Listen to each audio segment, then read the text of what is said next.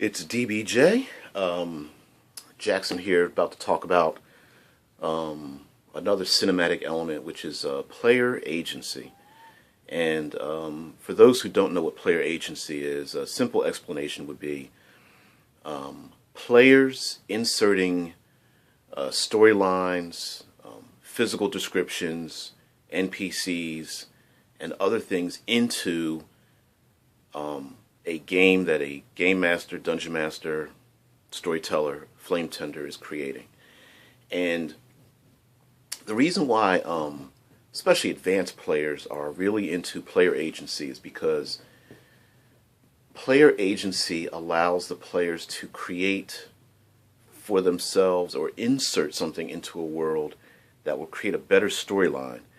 And there's a fear of many players, including myself, that if a player has too much control, they're just going to insert things into the story that either they won't fit. It would be like inserting a lightsaber into a medieval game. The player will insert something that will just be far too powerful. Let's say the player says, hey, there's my mentor lives in a city and is holding my +1 flaming holy sword, Bane versus demons or something. Or that the player will insert something that will draw out the story so far away from its course that the game master and other players will not be able to enjoy themselves. And that would be like a player says, oh no, I'm the most wanted criminal in all of the kingdom. And if my face is seen here, they'll probably put me and all the players to death. You don't want those things. But on the good side, though, I think most players will understand that the game master does have control of the game. And myself and many other people who run games are reluctant to tell players no. But I have to bring up a story of one of my best friends. I just call him M. And M used to crack me up. He would come up with the most amazing stories offhanded. Perfect example. I was doing a random encounter. They had to travel from like one city to the next, and I was just going to do one encounter. And it was just a way to get the game started. I just said, okay, you guys are on the road. You're traveling down a valley. You've known that the bandits patrol this valley, and just before you decide to set scouts out, you're surrounded by, a band of orcs, and one of the head orcs comes over, and he's big and burly. He's got spikes on his armor, and he demands he says to you, hand over your cash and supplies, and maybe we will let you live. Okay, real typical scenario. And M decides to react in the oddest way I've ever seen, and it just created this great story. And it was probably from watching Star Wars and Empire Strikes Back. But he says to him, "Hey guy, listen, I know I owe you the money, but you leave my friends out of this. Maybe there's a way we can get around this. Hey, we're going to go to this other city. We have plans to get this treasure. We'll split it with you. Just listen. You know I'm good for it. I plan on paying back the debts as soon as possible." And we started into this whole role-playing thing. How it was a throwaway character, became an NPC character. Simply because he decided to react in a way that was so bizarre. He automatically inserted, hey, I have a history with this guy. He inserted the fact, you know what, I do owe him money for some past transgression. He inserted the fact, the guys I'm with, they're not involved in this. They're friends of mine, but they don't know about this in my past. He inserted the fact that somehow he's in debt to this guy over something random. And I mean, it was great. It turned into a great story.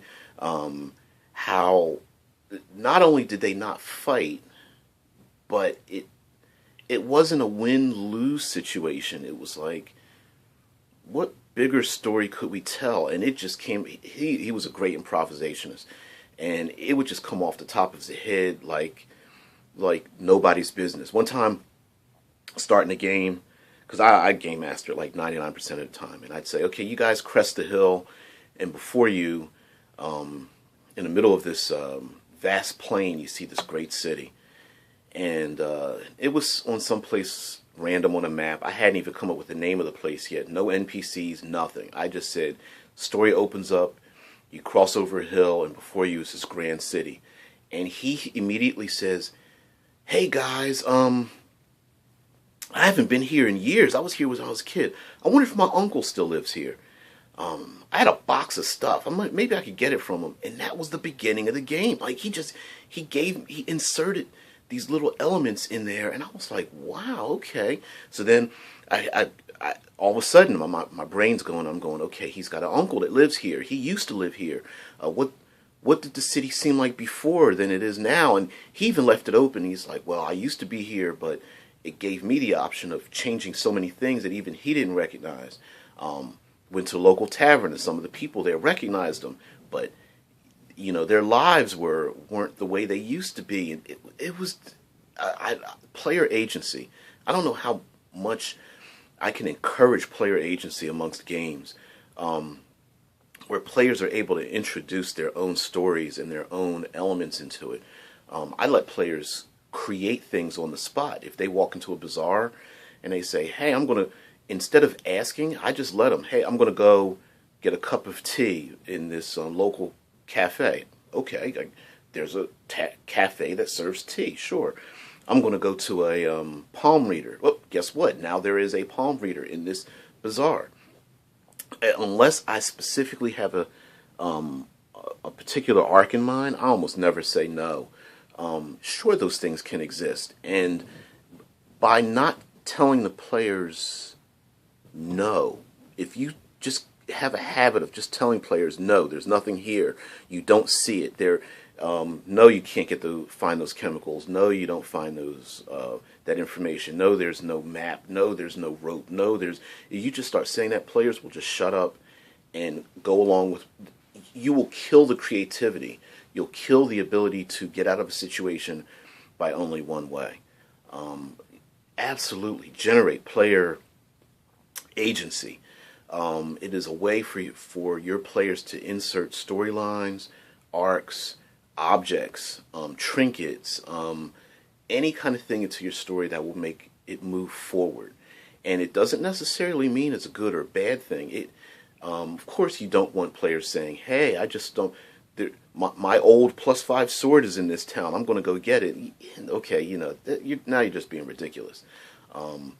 But if someone says, hey, my paladin is a high level member of this of this holy order, and I want to go to the high priest to receive my sword, and they get there, and the high priest is like, I don't know who you are or what you want. He's like, you've known me for years, and the high priest is kind of scared and is just like looking at him like, to tell him like, look, I don't know you. You need to leave. That can lead to other stories. Like, why is the high priest afraid?